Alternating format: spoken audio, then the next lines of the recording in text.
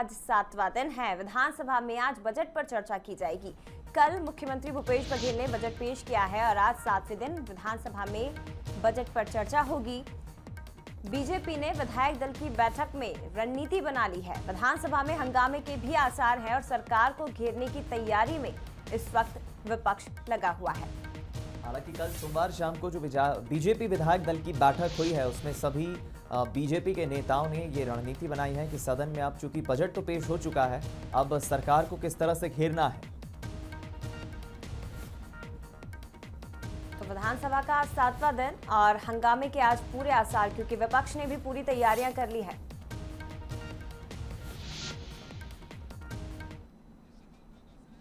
चलिए आगे बढ़ते आपको बता दें, बीजेपी विधायक दल की बैठक हुई जिसमें विधानसभा में बजट पर चर्चा की रणनीति बनाई गई। विभागीय अनुदान मांगों पर चर्चा पर भी बात हुई है। इसके साथ ही बैठक में रमन सिंह और धर्मलाल कौशिक मौजूद रहे। तो कल छत्तीसगढ़ विधानसभा में बजट पेश हुआ है। इधर बीजेपी विधायक दल की बैठक कल शाम को हुई जिसमें सरकार को घेरने की और विधानसभा में बजट पर चर्चा की रणनीति बनाई गई। बीजेपी की महत्वपूर्ण बैठक में पूर्व सीएम रमन सिंह, नेता प्रतिपक्ष धर्मलाल कौशिक और प्रदेश अध्यक्ष विष्णुदेव साय सहित बीजेपी के तमाम विधायक मौजूद रहे। कल से सामान्य बजट पर चर्चा होगी और उसके पश्चात विभागों के अलग अलग चर्चा होनी है। उसके साथ ही साथ में कुछ महत्वपूर्ण घटनाएं भी अभी प्रदेश में रायगढ़ की घटी है, बस्तर में जो घट रही है, इन सारे विषयों को लेकर के आज विस्तार से चर्चा हुई है।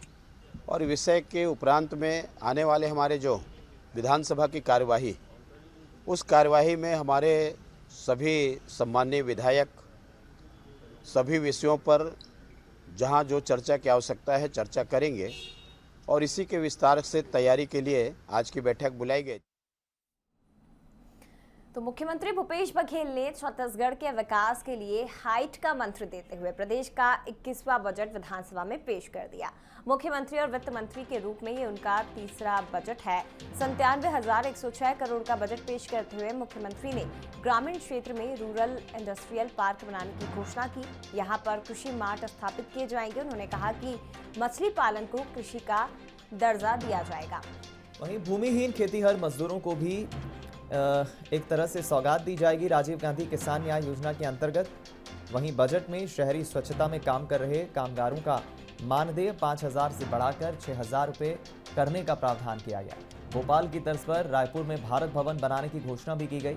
सीएम ने कहा कि राज्य और राज्य के बाहर सी मार्ट शुरू किया जाएगा। इसके साथ ही मुख्यमंत्री ने अनुमान लगाया है कि प्रदेश की जीडीपी 1.54% की जीडीपी में वृद्धि रहेगी। उन्होंने कहा कि इस बार छत्तीसगढ़ में रिकॉर्ड धान की खरीदी की गई, जो कि एक इतिहास है। मनरेगा में रोजगार देने में छत्तीसगढ़ ने नया कीर्तिमान बनाया है।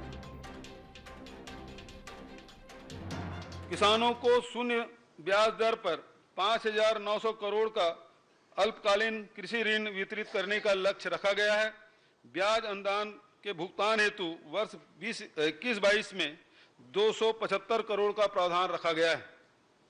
फसल बीमा योजना में 606 करोड़, कृषक समग्र विकास योजना में 81 करोड़, कृषि यंत्र सेवा केंद्र की स्थापना, कृषि यंत्रों पर अनुदान एवं निःशुल्क वितरण हेतु 95 करोड़ का प्रावधान किया गया है।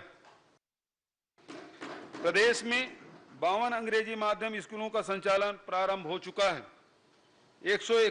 119 नए अंग्रेजी माध्यम स्कूल 2021-22 के बजट में प्रस्तावित किए गए हैं। नवा रायपुर में स्व-वित्तीय मॉडल पर सर्व सुविधा युक्त राष्ट्रीय स्तर के बोर्डिंग स्कूल की स्थापना की जाएगी। इस स्कूल में पढ़ने वाले अनुसूचित जाति एवं अनुसूचित जनजाति वर्ग के विद्यार्थियों के शुल्क के प्रतिपूर्ति राज्य शासन द्वारा की जाएगी। महिलाओं के पोषण में सुधार के लिए द्वितीय संतान बालिका के जन्म पर राज्य द्वारा 5,000 रुपये के एक मुफ्त सहायता राशि दी जाएगी। इसके लिए नवीन कौशल्या मातृत्व योजना प्रारंभ की जाएगी। पत्रकारों के दुर्घटनाजन्य आकस्मिक मृत्यु के प्रकरण में दी जाने वाली सहायता राशि को 2 लाख से बढ़ाकर 5 लाख किया जाएगा। बेमेतरा जिले के परसदा एवं गिधवा ग्राम के आसपास स्थित विभिन्न जलाशयों एवं वेटलैंड में बड़ी संख्या में स्थानीय एवं प्रवासी पक्षी प्रतिवर्ष आते हैं। राज्य के प्रथम बार इनके संरक्षण एवं संवर्धन हेतु ठोस कार्रवाई करते हुए इस क्षेत्र को उत्कृष्ट इको पर्यटन क्षेत्र के रूप में विकसित किया जाएगा। हमारी मंशा प्रदेश के हर क्षेत्र को नई ऊंचाइयों हाइट पर ले जाने की है। अंग्रेजी के इस अक्षर HEIGST शब्द के हर अक्षर में विकास की अवधारणा के भिन्न भिन्न आयाम समाहित हैं। H होलिस्टिक डेवलपमेंट, समग्र विकास। हाइट का पहला अक्षर H होलिस्टिक डेवलपमेंट यानी समग्र विकास का सूचक है। इस समग्र विकास का लाभ हमारे किसानों को, श्रमिकों को, वनवासी भाइयों को, माताओं और बच्चों को समान रूप से प्राप्त होता है। मत्स्य पालन को बढ़ावा देने हेतु इसे कृषि के समान दर्जा दिए जाने की कार्रवाई की जाएगी। तृतीय लिंग के व्यक्तियों के पुनर्वास हेतु आश्रम सह पुनर्वास केंद्र स्थापित किया जाएगा। इसके लिए बजट में 76 लाख का प्रावधान रखा गया है। यह देश में अपनी तरह का पहला केंद्र होगा। यह गौरव का विषय है कि छत्तीसगढ़ को देश का स्वच्छतम राज्य होने का पुरस्कार लगातार 2 वर्ष से प्राप्त हो रहा है। इस सफलता का श्रेय स्वच्छता दीदियों को समर्पित करते हुए उनके मानदेय को 5,000 से बढ़ाकर 6,000 रुपया किया गया है। नवा रायपुर में भारत भवन, भोपाल की तर्ज पर छत्तीसगढ़ सांस्कृतिक परिक्षेत्र का निर्माण किया जाएगा। तो वहीं विपक्ष ने बजट पर सवाल खड़े करते हुए इसे निराशाजनक बताया है। नेता प्रतिपक्ष धर्मलाल कौशिक ने कहा कि पहली बार बजट का आकार छोटा किया गया है। इसके साथ ही कहा कि बजट से विकास की गति और भी धीमी होगी। तीसरे साल का बजट है, तीसरी बार प्रस्तुत हो रहा है, मगर उस तीसरे साल के बजट में घोषणा पत्र को क्या पढ़ना बंद कर दिया है। मुख्यमंत्री ने घोषणा पत्र के क्रियान्वयन चीफ सेक्रेटरी को ने बंद कर दिया है। ना 2 साल के किसानों के बोनस की बात है, ना नवयुवकों के लिए 2,500 रुपया देने की बात है, ना डेवलपमेंट की बात है। मैं पूरे बजट को देख रहा था, किसान, युवा, महिला, कर्मचारियों के साथ बजट में एक प्रकार से मजाक है। पहली बार ऐसा देख रहे हैं कि बजट का साइज कम हो रहा है। मिला कि ये बजट विकास की अड़चनों डालने वाला बजट है। जो बजट प्रस्तुत किया गया है वो केवल केंद्र के ऊपर आधारित है। राज्य का खुद का कुछ ऐसा नहीं है जिससे कुछ किया जा सके। इस बजट में नया कुछ शामिल किया गया नहीं। ना युवाओं के लिए कोई प्रावधान किया गया है या उनके जो बेरोजगारी भत्ते के लिए प्रावधान किया गया, ना महिलाओं के लिए कोई प्रावधान इसमें किया गया है। हम स्वास्थ्य के भी यदि बजट का बहुत अच्छा उम्मीद कर रहे थे। अगर हम पिछला बजट देखें और सप्लीमेंट्री बजट देखें तो टोटल बजट लगभग 1,10,000 करोड़ का होता है और जो मूल बजट लाया गया है 1,05,000 करोड़ का बजट है। पिछले वर्ष से भी कम का बजट है। इस बजट में कहीं पर भी ये नहीं बताया गया है कि किस विभाग को कितना पैसा बढ़ाया गया है, किस विभाग का कितना पैसा कम किया गया है। कोई नई योजनाएं, नए विकास के काम, नई अधोसंरचना के काम, किसी भी प्रकार की इसकी व्यवस्था नहीं है। ये बजट किसान, मजदूर, महिला, युवा, बेरोजगार, शासकीय कर्मचारी सभी वर्गों को निराश करने वाला बजट है। तो छत्तीसगढ़ विधानसभा में बजट पेश हो चुका है। विपक्ष से निराशाजनक बजट बता रहा है और छत्तीसगढ़ का बजट पेश करने के बाद लगातार विपक्ष से मुद्दा बनाने में लगा है। जोगी कांग्रेस अध्यक्ष अमित जोगी ने भी बजट पर सवाल खड़े किए हैं। उन्होंने कहा कि बजट सुनकर ऐसा लगा जैसे कांग्रेस अपना जन घोषणा पत्र भूल गई हो। अमित जोगी ने इसे आर्थिक गुलामी की सौगातें करार दिया और आर्थिक गुलामी की 8 सौगातें भी गिनवाई। इसके अलावा अमित जोगी ने इस साल के बजट को सबसे चिंताजनक बजट बताया। क्या कहा अमित जोगी ने, सुनाते हैं आपको। ये आज तक का सबसे चिंताजनक बजट है। 8 सौगातों के रूप में किसानों को कर्जा माफी की जगह 36,000 करोड़ रुपए का कर्ज, केंद्र सरकार के हाथ खींच देने के बाद 2,500 की जगह मात्र 700 रुपया प्रति क्विंटल धान के समर्थन मूल्य का प्रावधान। ऐसा लगता है कि सरकार ने छत्तीसगढ़ के 2.5 करोड़ लोगों को नहीं बल्कि 2.5 लोगों को देखकर ये बजट बनाया है। मसले पर रेणु जोगी ने कहा कि बजट में उनके क्षेत्र के लिए कोई सौगात नहीं दी गई। हालांकि सीएम ने विकास के वादे जरूर किए थे। पहला इम्प्रेशन पड़ा है कि प्रदेश का विकास हर क्षेत्र के लिए कुछ ना कुछ सौगात दी गई है, पर कैसे क्रियान्वय उसका होता है अभी तो मुझे कुछ दिख नहीं रहा है कि मेरे क्षेत्र में दिया गया है। पर आशा करती हूँ कि जैसा उन्होंने एक बार वादा किया था मुख्यमंत्री जी ने कि इसको प्रदेश का सबसे सुंदर जिला बनाएंगे, तो यही उम्मीद करती हूँ। देखिए, बजट को लेकर लगातार विपक्ष सरकार पर हमलावर है। पूर्व मुख्यमंत्री रमन सिंह ने बजट पर तंज कसा है और कहा कि ये मुख्यमंत्री भूपेश बघेल हैं और ये उनका बजट है, इसमें छत्तीसगढ़ के विकास के लिए कुछ भी नहीं है। ये ट्वीट किया है पूर्व मुख्यमंत्री रमन सिंह ने। लिखा है कि ये मुख्यमंत्री भूपेश बघेल है, ये उनका बजट है, इसमें छत्तीसगढ़ के विकास के लिए कुछ भी नहीं है।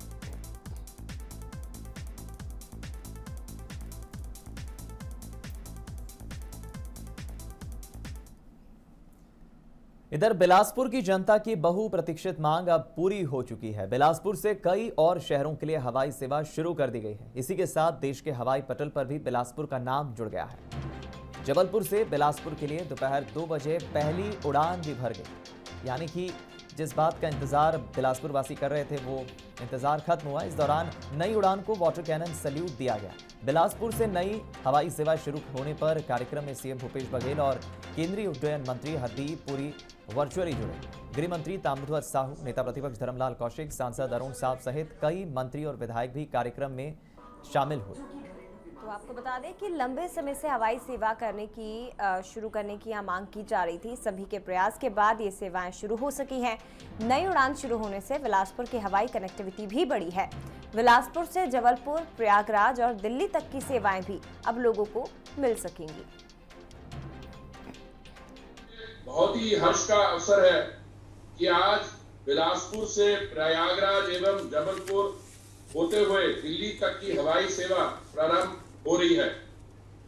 भारत सरकार ने बिलासपुर एयरपोर्ट के विकास के लिए लगभग 52 करोड़ रुपए का बजट स्वीकृत किया है। उड़ान योजना के चौथे राउंड में अलायंस एयर को प्रयागराज, बिलासपुर, जबलपुर रूट अवार्ड किया गया था, जो कि बिलासपुर के इन दोनों शहरों को जोड़ते हुए दिल्ली को भी जोड़ेगा। सीसी लाइसेंस मिलने के 1 महीने के भीतर ही ये उड़ान सेवा शुरू हो सकी है। पिछले दिनों जब मुलाकात हुई थी तो 2 सेवाएं शुरू हो गई, एक तो मतलब जबलपुर, रायपुर, बिलासपुर और उसके बाद इलाहाबाद। तो एक प्रकार से प्रयागराज हम लोग हमेशा वहाँ से जुड़ाव लोगों का है, तो वहाँ भी जाने का पुराना हमारा हाई कोर्ट जबलपुर है, उससे भी हम लोग जुड़े रहेंगे और उसके साथ साथ देश के राजधानी से भी जुड़ सकेंगे। ये बिलासा देवी केवट के नाम से रखा गया है, जिसके नाम से ये बिलासपुर नगर बसा है। वहीं लोगों को इस सौगात मिलने के बाद उनमें काफ़ी खुशी की लहर है। सभी ने सरकार का इसके लिए धन्यवाद भी किया। बहुत ही ज़्यादा अच्छा लग रहा है। बहुत सालों से वेट कर रहे थे कि स्टार्ट हो तो फाइनली आज, इसलिए हम फर्स्ट फ्लाइट आज ले रहे हैं, प्रयागराज जा रहे हैं, क्योंकि ये फर्स्ट फ्लाइट बहुत दिनों से वेट था इसलिए, और 4C का वेट है जिससे डायरेक्ट मुंबई जा सके, डायरेक्ट बैंगलोर जा सके। हम हवाई सेवा संघर्ष समिति को भी धन्यवाद देना चाहते हैं कि उनकी अहम भूमिका रही, और साथ ही साथ माननीय श्री भूपेश बघेल जी का भी धन्यवाद करना चाहते हैं, जो बिलासपुर के सपने को उन्होंने साकार किया। जनता में जो आज उत्साह है, जो खुशी देख के आज बिलासपुर शहर की जनता चाहती है कि यहाँ को हर पूरे देश के हर कोने कोने से हर बड़े शहर को जोड़ा जाए, और निश्चित तौर पे यहाँ पे इसका पूरे शहर को लाभ मिलेगा। हवाई जहाज जाएगा और लोगों की जो एक कल्पना थी कि यहाँ से जल्द शुरू हो, और आज वो क्षण आ गया है। मन खुशी से एकदम आवाज़ नहीं आ रही है। इस तरह से व्यापार हो, चाहे लोगों की शिक्षा का क्षेत्र हो, सब में लोगों को फायदा होने वाला है। चलिए आगे बढ़ते हैं। खबर बीजापुर से मिल रही है, जहां सड़क हादसा हुआ है और उस हादसे में 2 युवकों की मौत हो गई। जांगला के पास 2 बाइकों में भिड़ंत हो गई। इस हादसे में आपको बता दें, क्रिकेट खिलाड़ी समेत 2 युवकों की मौत हो गई। तो अंतर्राज्यीय क्रिकेट टूर्नामेंट खेलकर युवक लौट रहे थे। हादसे में अन्य 2 युवक भी घायल बताए जा रहे हैं। धर्मगढ़ अस्पताल में घायलों को भर्ती किया गया है, लेकिन ये सड़क हादसा बीजापुर में जांगला के पास दो बाइक में भिड़ंत हो गई। हादसे में 2 युवकों की मौत हो गई है। इसके साथ ही 2 युवक घायल बताए जा रहे हैं। खबर जशपुर से, जहां जशपुर के स्कूल में एक बार फिर से कोरोना विस्फोट हुआ है। यहां छात्रावास अधीक्षिका और 5 छात्राएं कोरोना की चपेट में आ गई है। खबर मिली है कि सन्ना के एकलव्य आदर्श छात्रावास की ये पूरी खबर है, जहां 150 से ज्यादा छात्राओं का फिलहाल टेस्ट कराया गया है, जांच कराई गई है कोरोना की। और एक साथ छात्रावास में अधीक्षिका और 5 छात्राओं के कोरोना की चपेट में आने के बाद एक बार फिर से यहां पर छात्राएं डर गई हैं, दहशत का माहौल है।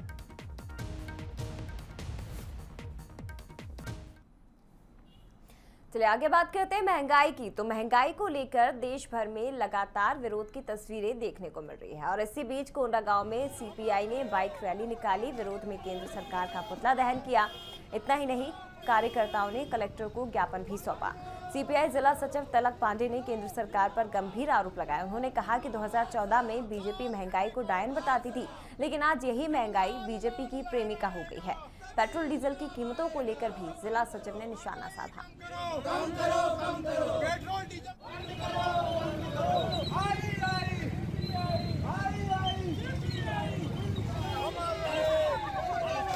जो केंद्र सरकार है उसके काल में जो है लगातार महंगाई बढ़ रही है, पेट्रोल डीजल का जो है कीमत लगातार वृद्धि हो रही है और सरकार जो है इसको रोकने का कोई प्रयास नहीं कर रही है। जबकि यही सरकार थी जब विपक्ष में थी तो आए दिन जो है पेट्रोल और डीजल की महंगाई को लेकर धरना प्रदर्शन करती थी, विरोध करती थी और विरोध करने के कारण ही ये सरकार जो है सत्ता में आई। और आज इसी सरकार के काल में जो है पेट्रोल डीजल और अन्य खाद्य पदार्थ, निर्माण सामग्रियों की कीमत, सभी प्रकार की कीमतों में लगातार वृद्धि हो रही है और केंद्र सरकार से मांग करते हैं कि महंगाई पर जल्दी से नियंत्रण करें। इधर अंबिकापुर के कोतवाली थाना में पुलिसकर्मी से मारपीट का वीडियो सामने आया है, जिसमें ड्यूटी पर तैनात एक आरक्षक की कुछ लोग पिटाई करते नजर आ रहे हैं। ये वीडियो सामने आया, वीडियो आप देखिए। वीडियो में साफ दिख रहा है कि ना तो पुलिस का इन्हें खौफ है और ना ही किसी कार्रवाई का। तो आपको बता दें कि नियम के उल्लंघन करने पर चेकिंग के दौरान आरक्षक सत्येंद्र दुबे ने 3 युवकों को पकड़ा था। तीनों को जब कोतवाली लाया गया तो वे युवक हंगामा करने लगे और फोन पर अपने परिजनों को थाने बुला लिया। थाने पहुंचे कुछ लोगों ने गाड़ी से उतरते ही आरक्षक सत्येंद्र दुबे को पीटना शुरू कर दिया और इतना ही नहीं, फिल्मी अंदाज में आरक्षक को जान से मारने और नौकरी से निकलवाने तक की धमकी दे डाली। बताया जा रहा है कि पूरे घटनाक्रम में 9 लोगों ने मिलकर आरक्षक की पिटाई की है।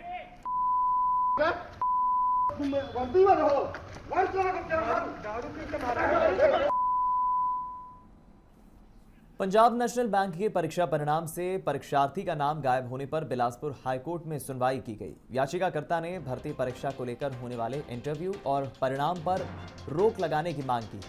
बता दें आपको कि पीएनबी ने स्पेशलिस्ट ऑफिसर और मैनेजर लॉ के लिए नवंबर 2020 को भर्ती परीक्षा आयोजित की थी, जिसके परिणाम जनवरी 2021 को आए। और इस परीक्षा में रायपुर के यश भार्गव ने भी हिस्सा लिया था, लेकिन रिजल्ट में उनका नाम नहीं आया। यश ने जब आरटीआई के जरिए जानकारी निकाली तो पता चला कि नंबर कट ऑफ से ज्यादा आने के बाद भी उनका नाम लिस्ट में नहीं है। लिहाजा उसने कोर्ट में याचिका दायर की। कोर्ट ने मामले में सुनवाई की अगली तारीख भी अब तय कर दी है।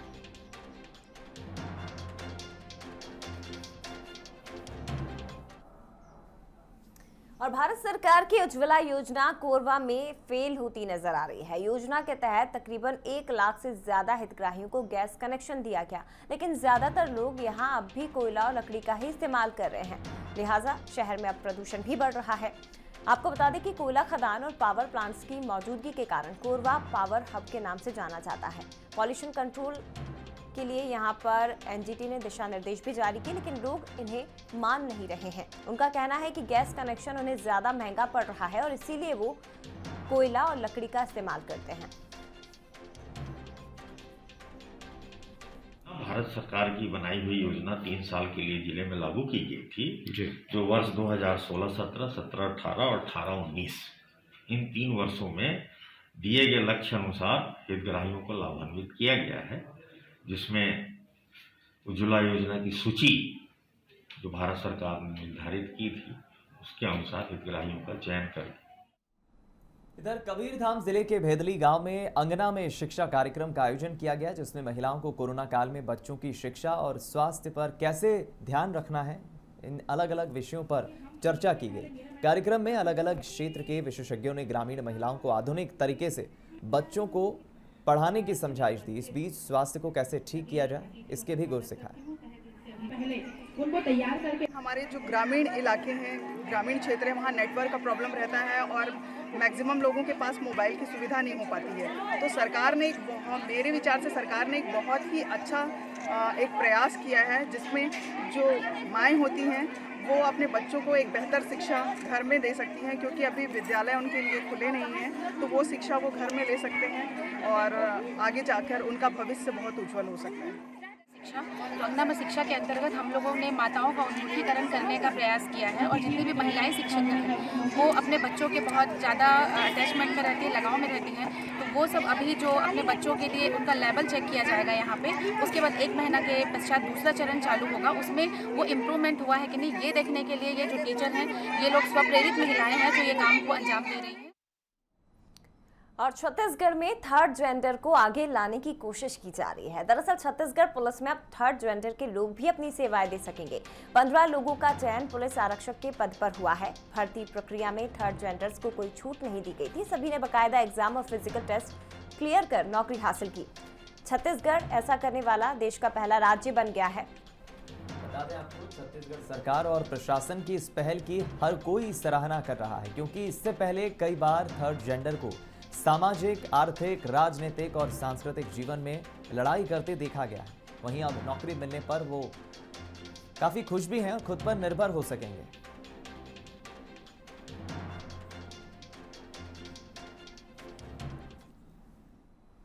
इधर कवर्धा में विश्वविख्यात भोरमदेव मंदिर परिसर में बना प्रदेश का एकमात्र लक्ष्मण झूला हादसों को न्योता दे रहा है। दरअसल परिसर और आसपास के क्षेत्रों को आकर्षक बनाने के लिए 12 साल पहले गार्डन और लक्ष्मण झूले के अलावा अन्य निर्माण किए गए थे। लाखों की लागत से बने झूला जर्जर हो गया। झूला लगभग 40 फीट की ऊंचाई पर बनाया गया है। तालाब में बोटिंग की भी सुविधा थी, लेकिन जर्जर झूला अब परेशानियों का सबब बना हुआ है। ज्यादातर लोग डर के कारण झूले तक जाते ही नहीं। पर्यटकों का कहना है कि झूले का मेंटेनेंस होना चाहिए। वहीं अब जिला प्रशासन भी भोरमदेव महोत्सव के पहले झूले को रिपेयर करने की बात कह रहा है। ये थोड़ा पहले ठीक रही से अब बिगड़ गए हैं, मतलब गिरे डर है। हाँ, टूट गए कई जगह। हाँ, कई जगह टूट गए और वेला बनाना सही रही। अभी ठीक नहीं है, मतलब चलक ली आगे बनना चाहिए, मतलब रिपेयरिंग होना बन जाए ठीक रही।